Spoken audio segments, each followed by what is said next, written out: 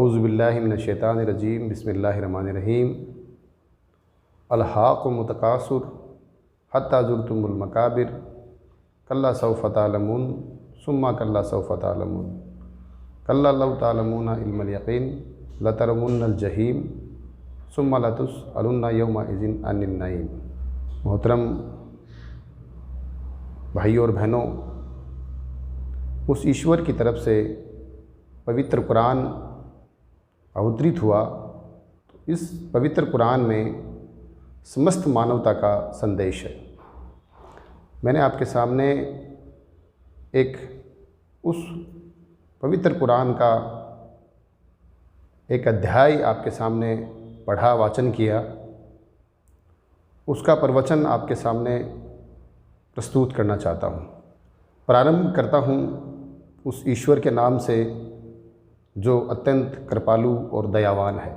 अल्हाकुमुत तकासुर, तुम्हें एक दूसरे के मुकाबले में बहुतायात के प्रदर्शन और घमंड ने गफलत में डाल दिया है। इसका मतलब ये है कि इंसान इस माल, धन और दौलत के लिए इतनी दिलचस्पी बढ़ा लेता है कि दूसरी जो जिम्मेदारियां हैं, दूसरे जो उत्तरदायित्व हैं, उनका निर्वहन करने में पूरी तरह से असफल हो जाता है।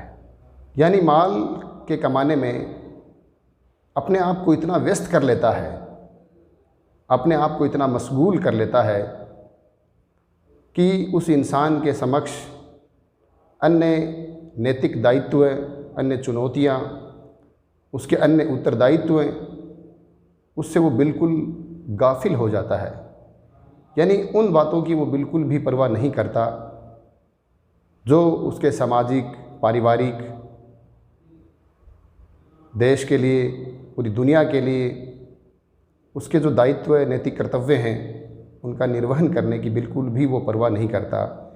इन नैतिक कर्तव्यों के प्रति पूर्णतः गाफिल हो जाता है। बस उसके माल को कमाने की धुन सवार ही रहती है। एक शब्द और यहाँ पर आया है, तकासुर, यानी बहुतायत। बहुतायत के 3 अर्थ हैं। ज़्यादा से ज़्यादा माल प्राप्त करना। बहुतायत का दूसरा अर्थ ये है कि एक दूसरे से आगे बढ़ जाने की कोशिश।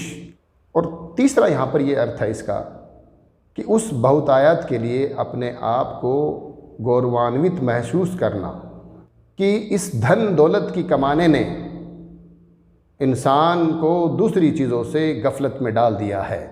अगली आयत है, हत्ता ज़ुरतुमुल मकाबिर, यहाँ तक कि तुम कब्रिस्तान यानी मौत तक पहुँच गए। माल, धन, दौलत कमाने में इंसान तब तक लगा रहता है, तब तक उसकी धुन सवार रहती है जब तक मौत यानी मृत्यु को प्राप्त नहीं कर लेता है।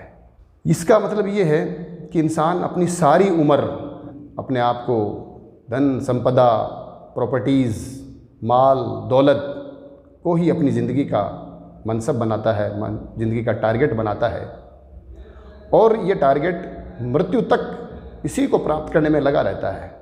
अंततः जब उसका समय आता है तो मृत्यु को प्राप्त हो जाता है, अर्थात दूसरे अन्य जो कार्य उसे इस दुनिया में करने हैं, ईश्वर ने जो भेजा उसे करने के लिए, उन तमाम कार्यों से गफलत बरतते हुए, धन कमाते हुए इस दुनिया से चला जाता है।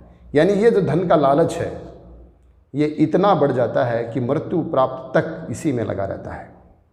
आगे फरमाया, कल्ला सौफ़ तअलमून। अब ईश्वर कह रहा है उस इंसान को कि तुम्हें शीघ्र ही मालूम हो जाएगा जो गलत फहमी थी आपको कि इस दुनिया की कामयाबी, इस दुनिया की सफलता सिर्फ़ और सिर्फ धन, वैभव प्राप्त करने में ही है। ये गलत फहमी, ये जो तुम्हें प्राप्त हुई थी, इसके चक्कर में तू लगा रहा, इसका तुम्हें शीघ्र ही मालूम हो जाएगा। आगे फरमाया, सुम्मा कल्ला सौफ़ तअलमून, फिर कुछ नहीं। यानी यहाँ फिर अल्लाह तबारक व तआला ने, उस ईश्वर ने इस बंदे को कहा, याद दिलाया है उन इंसानों को जो इस धन दौलत के चक्कर में लगे रहते हैं कि कुछ नहीं, तुम्हें शीघ्र ही मालूम हो जाएगा। कल्ला लौ तालमूना इल्मल यकीन, कुछ नहीं, अगर तुम विश्वसनीय ज्ञान से, उस विश्वसनीय ज्ञान उसको तुम अगर जान लो तो तुम निश्चित तौर से धन दौलत के पुजारी नहीं बनोगे। आगे फरमाया लतरवुन्नल जहीम, ए इंसानों अगर तुम नहीं मानते हो, इसी धन दौलत के चक्कर में अगर नहीं मानते हो, तो कहा ईश्वर ने अवश्य ही तुम भड़कती हुई आग से दो चार होंगे। अगर इस लालच में तुम पड़े रहे और दूसरे नैतिक दायित्व का निर्वहन नहीं किया तो निश्चित रूप से उस आग की, जो आग भड़कती हुई आग है, नरक की जो आग है, उसमें तुम पड़े रहोगे। आगे फरमाया इसके अंदर सुम्मा लतरवुन्हा ऐनल यकीन, फिर सुनो, यानी फिर ईश्वर ने यहाँ पर यह कहा है उसे अवश्य देखोगे, यानी उस आग को तुम अवश्य देखोगे इस दशा में कि तुम यथावत विश्वास होगा, फिर तुम्हें विश्वास होगा कि वाकई में मैंने अपनी ज़िंदगी का सरमाया जो था, वक्त जो मुझे मिला था, उसको मैंने धन और दौलत कमाने में वेस्ट कर दिया है। फरमाया इसके अंदर आगे क्या कहा, सुम्मा लतुसअलुन्ना यौमा इज़िन अनिन नईम, फिर निश्चय ही उस दिन तुमसे नेमतों के बारे में पूछा जाएगा।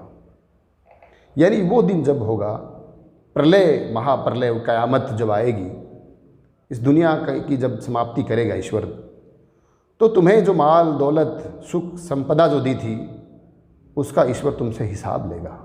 यानी ईश्वर ने जो नेमतें हमें दी हैं, जो प्रदान की हैं, सुख जो दिया है, उस सुख के लिए जितनी भी नेमतें उस ईश्वर ने प्रदान की हैं, उन नेमतों के बारे में ज़रूर हमसे पूछताछ की जाएगी कि बंदे ने उन नेमतों का जो ईश्वर ने प्रदान की थी उसका, उस ईश्वर का शुक्र अदा किया, यानी उसको धन्यवाद दिया, उसकी इताअत की, या फिर शिकवा शिकायत करते हुए अपनी ज़िंदगी को बसर किया।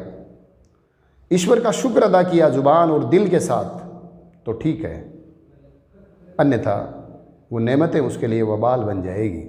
अगर दूसरी चीज़ों पर ध्यान नहीं दिया, यानी अपने आप को अन्य चीज़ों से गफलत में डाल के रखा, तो निश्चित तौर से ये धन दौलत उसके किसी भी काम आने वाला नहीं है। ईश्वर से प्रार्थना है कि वो हम सबको इस पूरी दुनिया के अंदर जो हमारे नैतिक कर्तव्य हैं, ईश्वर ने जो हमें इस पूरी दुनिया में भलाइयों का संदेश पहुंचाने और बुराइयों से रोकने का जो अहम कार्य करने के लिए भेजा है, उस कार्य का निर्वहन करते रहें। ये नहीं हो कि हम इन कार्यों की गफलत में पड़कर केवल और केवल धन संपदा के लिए ही अपनी ज़िंदगी को व्यस्त कर दें। ईश्वर हमें नेक हिदायत दे, सीधा मार्ग दिखाए। वाखिर दावाना अनिल हम्दुलिल्लाहि रब्बिल आलमीन।